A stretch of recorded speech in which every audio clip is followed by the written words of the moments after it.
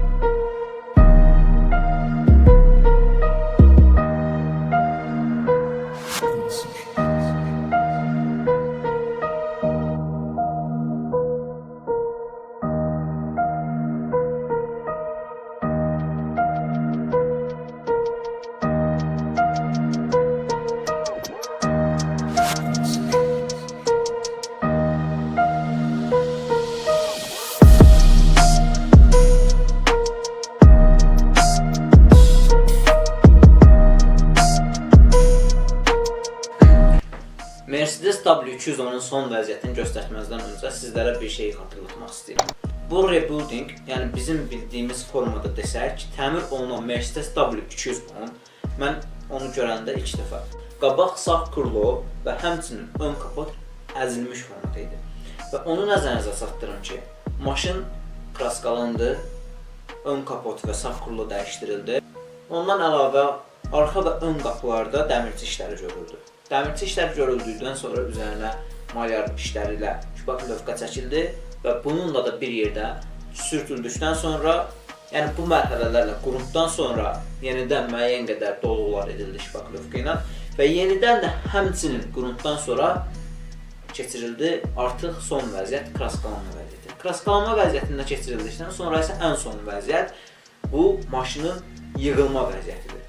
Yığılma vəziyyəti də qutardıqdan sonra maşının son vəziyyətini indi mən sizə göstərəcəm. Amma mən sizə maşının son vəziyyətini göstərməzdən öncə bir şey nəzərinizə çatdırmaq istəyirəm. Kanala abunə olub zili açmağı unutmayın və videonu bəyənib əlinizdən gələn qədər paylaşın. Onu nəzərinizə çatdırım ki, yenə deyirəm, bu mənim kanalım deyil, bizim kanalımızdır. Əlinizdən gələn qədər dəstək olsanız, mən də çox sevinərəm.